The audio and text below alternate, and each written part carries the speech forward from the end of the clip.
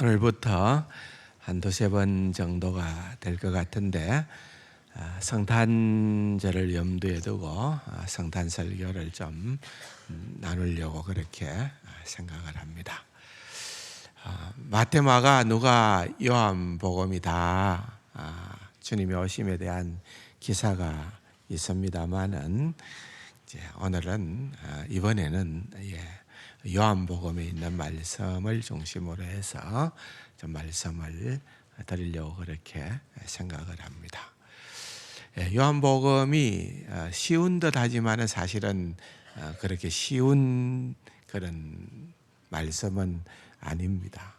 특별히 우리가 좀 더 집중을 해야 되는 말씀이기도 한데 설명이 많이 필요한 말씀이기도 합니다. 그걸 다 할 수는 없을 것 같고요. 오늘 14절부터 읽기는 했습니다마는 잠시 눈길을 1장 1절로 돌려서 한번 보면은 태초에 말씀이 계시니라.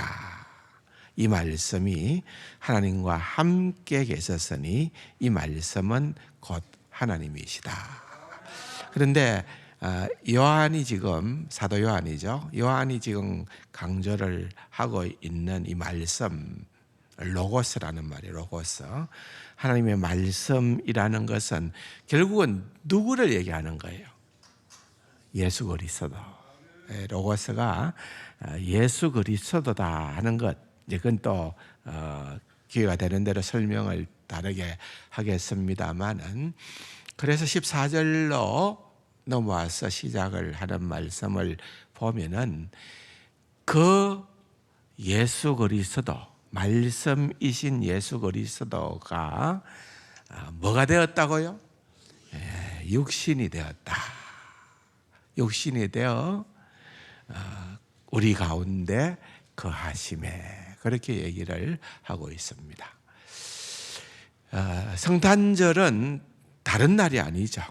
우리가 성탄절을 생각할 때에는 성자 하나님 예수 그리스도께서 인간의 몸을 입으시고 이 땅에 오신 것, 그게 전문 용어로 얘기한다면은 성육신이다. 그래서 성육신. 그래서 기독교의 복음의 핵심은 바로 성육신입니다. 성육신. 하나님이 인간의 몸을 입으시고 이 땅에 오셨다. 하나님이 사람이 되셨다. 그 말입니다. 이건 우리의 머리로는 도무지 이해할 수 없는 문장입니다. 여러분, 우리가 하나님은 우리와 너무나도 구별되시는 분, 그분이 무한하시다면은 우리는 유한한 존재에 불과하고, 그분이 우리의 창조주 되신다고 하면은 우리는 피조물에 불과한 거죠.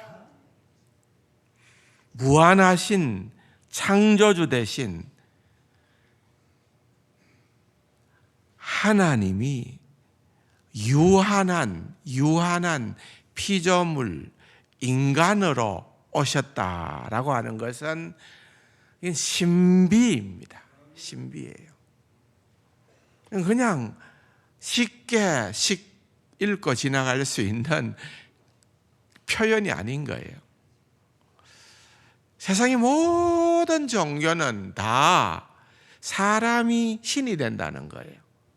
우리가 어떤 과정을 통해서, 어떠한 고행을 통해서 결국은 사람이 신이 된다는 거예요. 기독교를 제외하고는 다 그렇습니다. 창세기에 보면은 에덴 동산에서 사탄이 우리를 아담을 유혹할 때에 했던 내용이 뭡니까? 네가 이 선악과를 먹으면은 내 눈이 밝아져서 뭐같이 되리라? 하나님 같이 되리라. 사람이 하나님처럼 된다는 거예요. 도무지 이것은 우리와는 맞지 않습니다. 복음과는 결단코 어울리는 단어가 아닙니다. 복음은 기독교가 말하는 복음의 핵심 내용은 사람이 하나님이 되는 것이 아니라 하나님이 우리를 구원코자 사람이 되신 거예요. 이 땅에 내려오신 거예요. 당시로 한번 돌아가 볼까요? 이 요한복음이 기록되고 이 말씀이 또한 많은 사람들에게, 그래도 그 시대의 사람들에게 읽혀지고 들려지던 그때는 1세기 무렵이에요. 1세기, 2세기나 되겠지요. 그 당시는 여러분 모든 그런 어떤 사상의 중심에는 플라톤이라는 철학자가 존재를 했습니다. 그의 사상은 이분론을 주장합니다. 영혼은 너무너무 선하다는 거예요. 반면에 영혼을 담고 있는 육신은 너무너무 악하다는 거예요. 그렇기 때문에 하나님은 영적인, 보이지 않는 영적인 분이신데 너무너무 약한, 악한 그런 육신의 감옥으로 하나님이 들어오셨다는 것은, 이건 도무지 더 우리가 생각하는 것 이상으로 이거는 충격적인 거예요. 플라톤이 사용했던 육신이라는 그 단어를 오늘 그대로 사용하고 있거든요. 우리는 그냥 말씀이, 예수님이 인간의 몸을 입으시고 하나님이 사람 되셨다 그 말이지. 너무나도 많이 들어왔고 너무나도 익숙한 말이기 때문에 우리는 그렇게 그 말씀을 그냥 수용하지만은, 그러나 그 당시에 사람들에게 있어서는 이건 우리가 상상하기 어려울 만큼 아주 충격적인 표현입니다. 그야말로 쉽게 넘어갈 수 있는 그런 얘기가 아니다 그 말입니다. 우리는 세상 사람들이 간혹 성탄절이 되어지면은 예수 그리스도께서 동정녀로 탄생하셨다, 동정녀의 몸을 힘입어 처녀의 몸에서 태어나셨다, 야 웃기지 마라. 이렇게 과학시대에, 우리가 살고 있는 이 시대에 그런 허무맹랑한 말이 어디 있느냐. 너희들은 그런 바보 같은 것들을 믿는 그런 미련한 자들이냐. 기독교인들을 향하여서 그렇게 얘기를 하죠. 그런데 여러분, 사실은 들어가서 보면은 이 동정녀 탄생이라는 것도 세상 사람들, 안 믿는 사람들 믿기 참 어려운 그러한 우리의 교리입니다. 이 가운데에도 나는 사실은 겉으로는 이해하지만은 내 속내는 나도 아니다, 나도 이거 못 믿겠다, 이렇게 생각하시는 분이 있을런지도 모르겠어요. 그런데 여러분, 동정녀 탄생을 믿는 것하고 하나님이 사람이 되셨다는 것을 믿는 것하고는 하늘과 땅 차이입니다. 이게 훨씬 더 어려운 거예요. 하나님이 사람이 되셨다라고 하는 것은 여러분, 이건 어떻게 설명할 방도가 없습니다. 우리의 인간의 이성으로는 깨달을 수가 없는 말이에요. 이건 성령님께서 우리에게 깨닫게 해주시고 알게 해주시지 않으면은, 믿음의 세계가 아니면은 이건 절대로 용납될 수 없는 선언입니다. 하나님이 사람이 된다는 것, 신이 사람이 된다는 것은 여러분 이거는 감당이 안 되는 얘기예요. 믿음의 세계가 아니라면은. 복음이 뭐냐? 이 얘기잖아요. 복음이 이 얘기잖아요. 그래서 복음을 한마디로 우리가 어떻게 설명을 할 수 있을까 하는 것도 너무 중요한 그러한 주제입니다만은, 그 복음, 우리가 복음이라고 얘기할 때 기독교가 말하는 진리, 기쁜 소식, 복음이라고 얘기하는 그 복음이 어디에 담겨 있느냐 하면은 그것은 바로 성육신에 담겨 있는 겁니다. 성육신의 신비 속에 복음의 비밀이 다 고사론이 담겨 있는 거예요. 그러므로 여러분, 내가 아직도 성육신의 비밀을 이해하지 못한다라고 하면은 나는 아직도 복음의 비밀을 다 이해하거나 깨닫지 못하고 있다고 그렇게 생각해도 맞는 얘기입니다.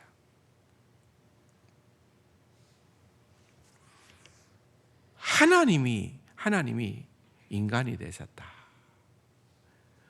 여러분, 이건요 정말 엄청난 사건입니다. 이 세상에는 그런 비슷하거나 또는 그 근처에 갈 만한 그런 경험은 인간은 해본 적이 없습니다. 그죠? 가끔씩 우리가 그런 우스개를 합니다. 나는 천당과 지옥을 왔다 갔다 했다. 너무 내가 원하는 대로 막 최고로 술술술술 일이 풀려가지고 잘 되어가지고 마치 천당처럼 느꼈다가 어느 날 내 인생이 왜 그렇게 망가지느냐, 그래가지고는 지옥 같은 인생, 최고의 바닥 같은 그런 인생의 자리에 내가 놓일 때도 있다. 그래서 나는 천당과 지옥을 왔다 갔다 했다고 그렇게 우리가 표현할 수는 있지만은, 그런 어떤 경험들도 여러분 하나님과 함께 영원한 영광의 보좌를 버리고 인간의 몸을 입고 이 땅에 오신 그 뭐라 그럴까요? 그걸 비참함이라 그럴까, 비천함이라 그럴까, 낮아짐이라고 표현할 수 있는,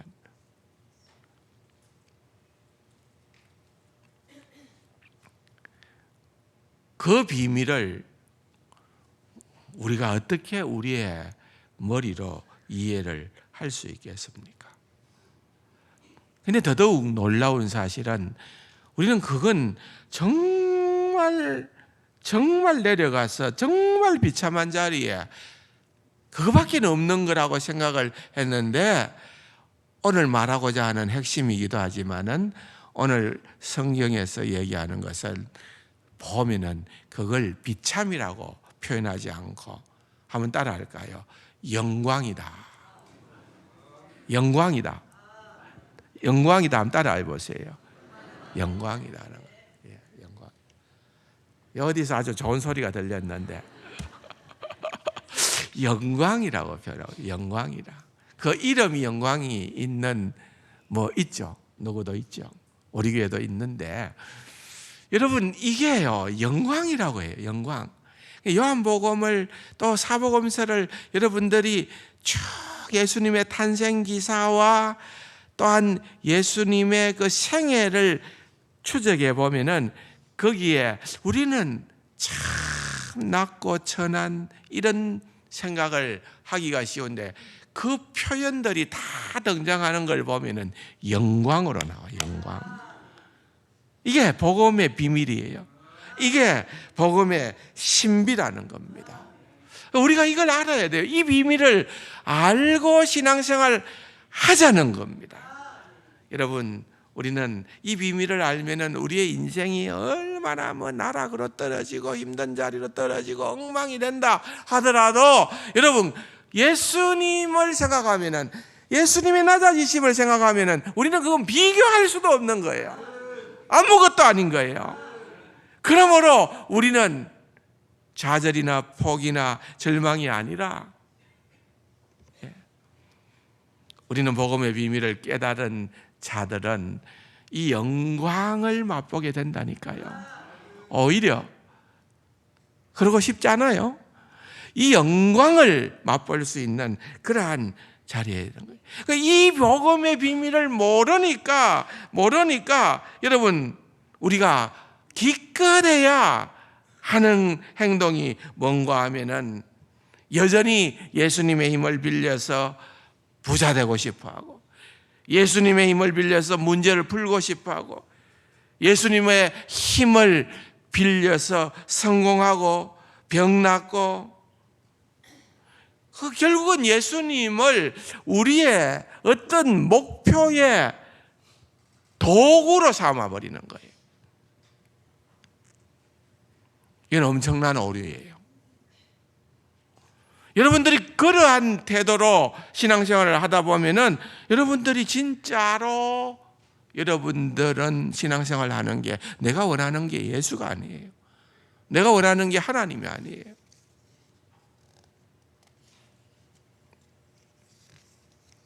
내가 원하는 거는 그저 이 세상에서 한번 잘 사는 겁니다. 그러기 위해서 교회도 다녀보고, 그러기 위해서 성탄절의 의미도 있고, 나 부자 만들어 주려고 예수님이 이 땅에 오셨고, 나 건강하게 해주려고 예수님께서 십자가에 달려 돌아가셨고, 여러분 이렇게 다 자기중심적으로 해석을 하다 보면은 그런 것들은 성경에도 없는, 그거는 어떤 복음일까요? 내가 복음이에요. 그 내가 복음이에요. 마태, 누가, 요한 복음도 아니고 내가 복음.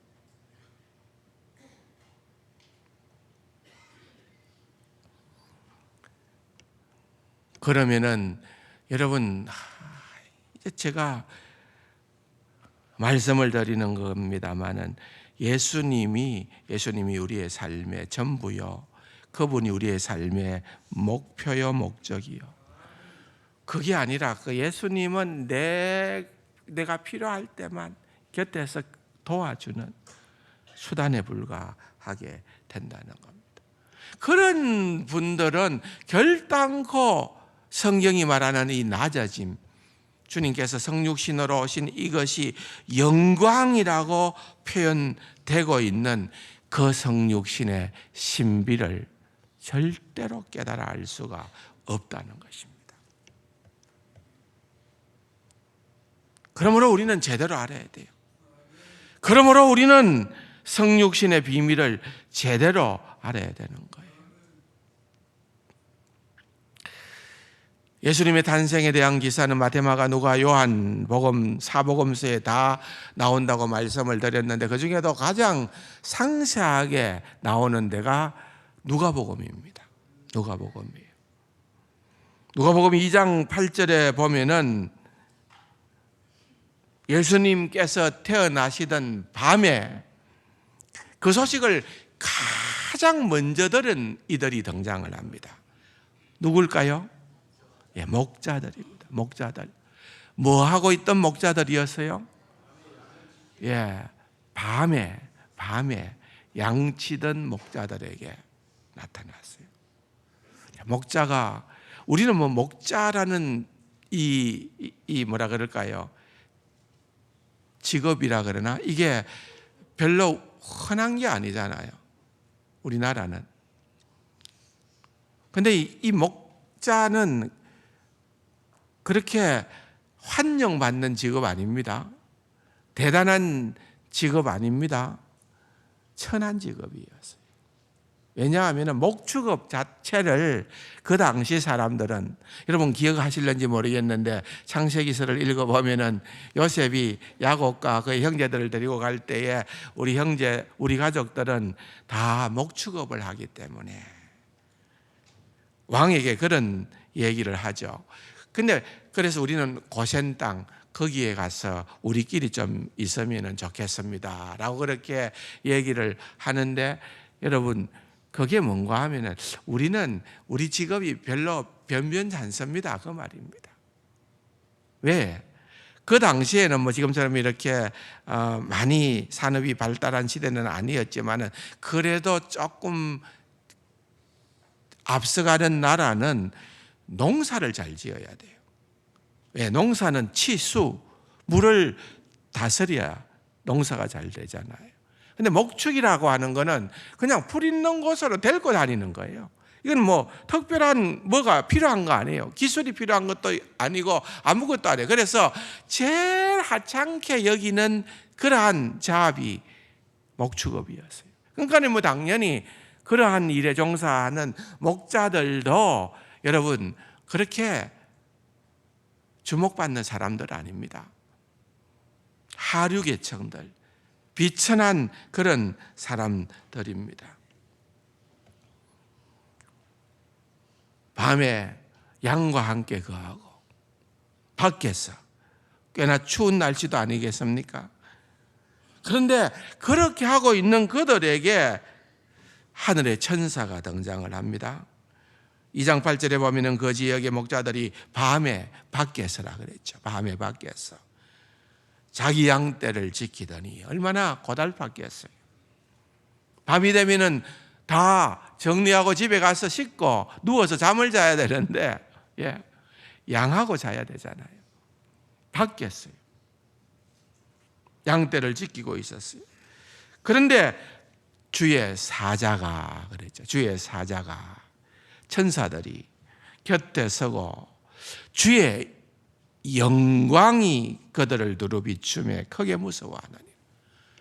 여러분, 이 성육신의 장소에 가장 달랐던 것이 바로 영광이라는 거예요. 영광.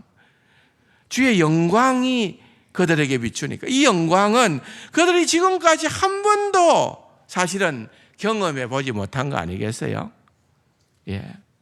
이 세상의 그 어떤 영광과도 비교할 수 없는 그러한 영광 아니었겠어요? 그러니까 두려워하는 거죠. 무서워하는 거죠. 어쩔 줄 몰라 하는 거죠. 10절에 무서워하지 말라. 보라, 내가 온 백성에게 미칠 기쁨의 좋은 소식.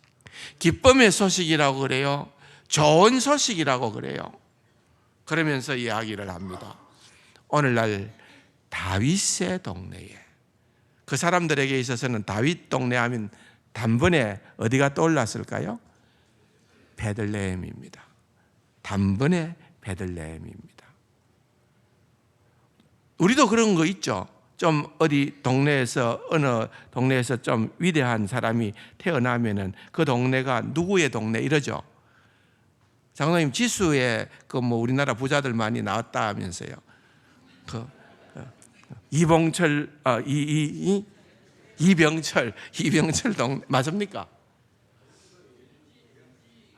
LG 그 뭐 구 누굽니까? 뭐 이름도 저는 모르겠어요. 예? 구 회장님 황은선의 동네에 그래봐야 모릅니다. 아무도 모릅니다. 제가 제 황은선의 동네 해봐야 알아주는 사람도 없겠지만, 근데 여기 다윗의 동네 하면은 그냥 모든 사람들이 다 아는 거예요. 그냥 베들레헴 그 말이 다른 표현이죠. 너희를 위하여 구주가 나섰으니 곧 그리스도 주시니라.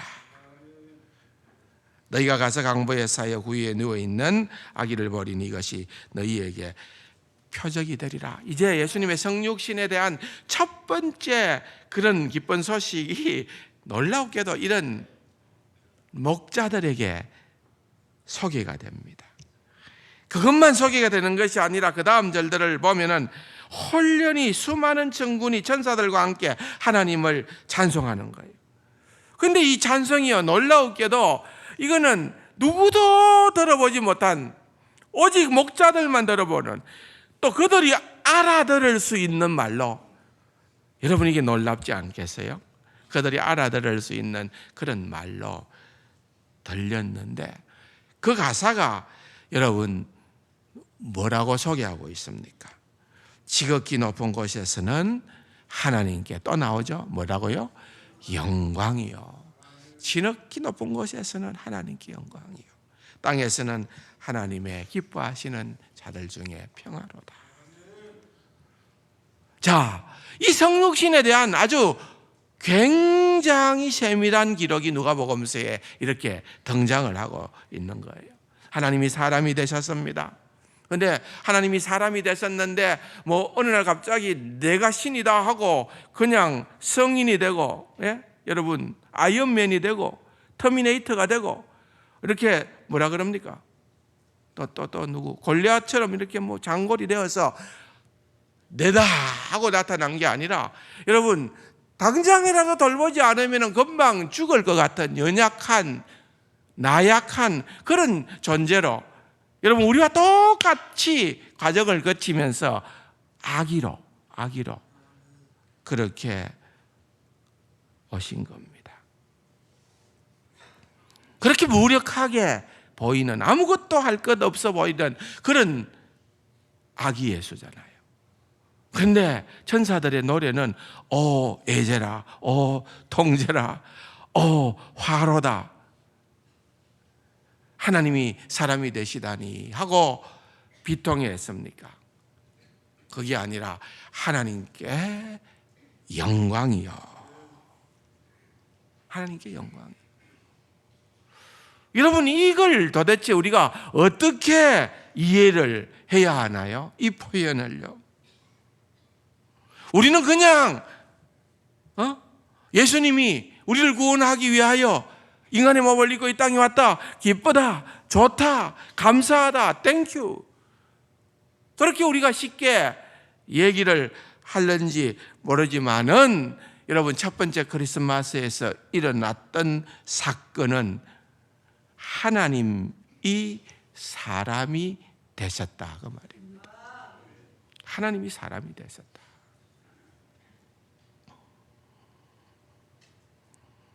그 성육신하신 예수님을 설명을 하면서 그 안에서 그가 이걸 본다고 얘기를 하죠. 14절에 말씀이 육신이 되어 우리 가운데 거하심에 우리가 그의 영광을 보니 그랬습니다. 영광을 본다는 거, 영적인 표현이죠. 영광을 본다. 그런데 이 영광을 본다는 것도 굉장한 의미가 있는데, 이 영광을 본다라고 하는 것, 지금 그 아이는 여러분 마구간에 누워 있어요. 마구간이라고 해. 또 좀 더 정확하게 표현하자면 말밥통에, 예, 태어났는데 병원에서 태어나지도 못하고 호텔에서도 태어나지 못하고 말밥통에 태어날 정도로 그런 사람이 이 땅에 누가 있어요? 정말 가장 낮은 그러한 자리로 오셨다 그 말입니다. 그런데 그 가운데에서 영광을 본다는 거예요. 그 가운데 영광을 본다. 그의 영광을 보니 아버지의 독생자의 영광이요 은혜와 진리가 충만하더라. 이 굉장히 중요한 표현이에요. 영광을 어떤 식으로 규정을 하는가 하면은 은혜와 진리가 충만하다. 여러분 은혜와 진리 이 굉장히 반복되죠. 17절에도 보십시오. 율법은 모세로 말미암아 주어진 것이요 은혜와 뭐요? 진리는 예수 그리스도로 말미암아 온 것이라 그랬어요. 신구약 성경에 이게 계속 짝을 이룹니다. 은혜. 제가 계속 말씀드렸죠. 뭡니까? 헤세드. 원어가 헤세드라 그랬죠. 하나님의 언약적 사랑, 하나님의 결코 포기하지 않는, 멈추지 않는, 끝까지 우리를 향하신 하나님의 사랑, 자비, 인자하심, 그게 헤세드라고 그랬어요. 진리라고 하는 말은 에메트라는 말인데, 이 진리라고 하는 말은 구약 성경에 보면은 이 은혜와 진리를 또 다른 표현으로 인자하심과 성실하심 이렇게 표현을 해요. 주의 인자하심과 성실하심이 크도소이다. 시편의 기록을 보면 그런 표현이 많이 나오잖아요. 그러니까 인자하심, 은혜 다 같은 말이에요. 성실하심, 주의 성실하심. 여러분, 진리라고 하는 것은 이 구약 성경에서는 성실하심으로 그렇게 표현을 했는데, 성실하다는 표현은 진리에 부합되게 행동한다는 말입니다. 의로운 것이고 바르게 행하는 것을 의미합니다. 그게 바로 에메트라는 말이에요. 이게 둘이 짝을 이루는 거예요. 그런데 이게 결국은 뭘 얘기하고자 하느냐 하면은 이게 하나님의 대표적인 성품입니다. 하나님 하면은 우리가 먼저 떠올리는 것이 은혜와 진리요. 하나님 하면은 우리가 제일 먼저 떠올리는 것이 주의 인자하심과 성실하심이, 그걸 떠올리는 거예요. 그러니까 아기 예수가 인간의 몸을 입으시고 하나님께서 이 땅에 오신 그것이 영광이라고 하는 것은 하나님의 성품을 드러내기 때문에 그런 거예요. 하나님의 성품을 드러난다는 거예요. 그 하나님의 성품이 언제 드러났느냐? 여러분, 예수님께서 모든 사역을 다 마치시고 부활하시고 성천하셨을 때도 아니고요. 예수님께서 예루살렘 마지막 입성을 하게 될 때에 수많은 무리들이 호산나 호산나 다윗의 자손이여 하고 그들이 종려 가지를 흔들며 환호했던 그때가 아니고, 언제였는가? 은혜와 진리가 충만하더라 라고 하는 그것이 언제였는가 하면은 예수님께서 신이, 하나님이 인간의 몸을 입으시고 성육신하신, 이 땅에 오신 그때다가 말이에요. 그 의미가 얼마나 풍성한지에 대해서 여러분, 제가 또 다음 주일날 말씀을 드릴게요. 굉장히 깊어요. 근데 여러분들이 오늘 특별히 기억해야 되는 것은 바로 성육신의 그 의미가 영광으로 은혜와 진리가 충만함을 보여주는데, 결국은 그건 뭘까요? 빌립보서 2장 5절 이하의 말씀이 핵심이 될 수가 있는데, 그는 근본 하나님과 본체이신, 하나님과 본체이신 그분이 인간의 몸을 입으시고 이 땅에 오셨다라고 하는, 그거는 전적인 하나님의 뜻에 순종하는 거예요. 이게 예수님, 우리가 모든 기준은 예수님이어야 되잖아요. 그것 좀 말씀을 나중에 다음 주에 드릴게요. 근데 예수님이 우리가 따라야 될 모범이잖아요. 교과서잖아요. 근데 예수님이 우리에게 보여주신 것이 전적인 순종입니다. 지난 주일날 제가 설교 늦게 되는 사람 야곱 설교를 할 때에 핵심이 히브리서 11장 21절인데 그걸 이걸로 설명했죠. 이게 뭐예요? 이게요? 예? 예.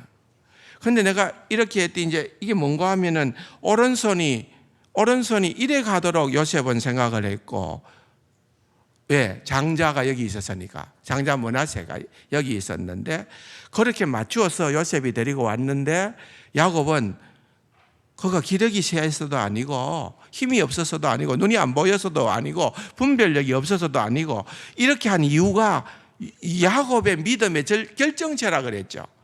둘째, 차남에게 오른손 축복권이 차남에게로 갔도록 했다는 거, 그게 야곱의 믿음을 설명했던 결정체였어요. 근데 결국은 그게 뭘 의미하느냐? 그때가 되어져서야 비로소 하나님 앞에 온전히 순종했다 그 말이에요. 내 뜻 내려놓았다 그 말이에요. 내 살아왔던 삶의 방식을 다 내려놓았다 그 말이에요. 근데 지난 주일날 그렇게 제가 목 놓아 외쳤건만 이게 뭡니까? 이게 뭘 의미하는 거죠? 그래서 저한테 직접 물어볼 수가 너무 미안했던지 우리 부목사님들한테 물었대요. 부목사님들이 목사님한테 가서 다시 물으라 했대요.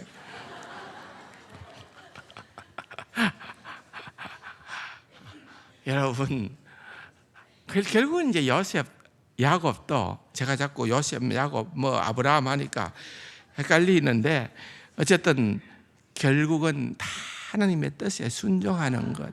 그 예수님의 삶이 보여주시는 성육신의 의미가 바로 거기에 담겨 있는 겁니다.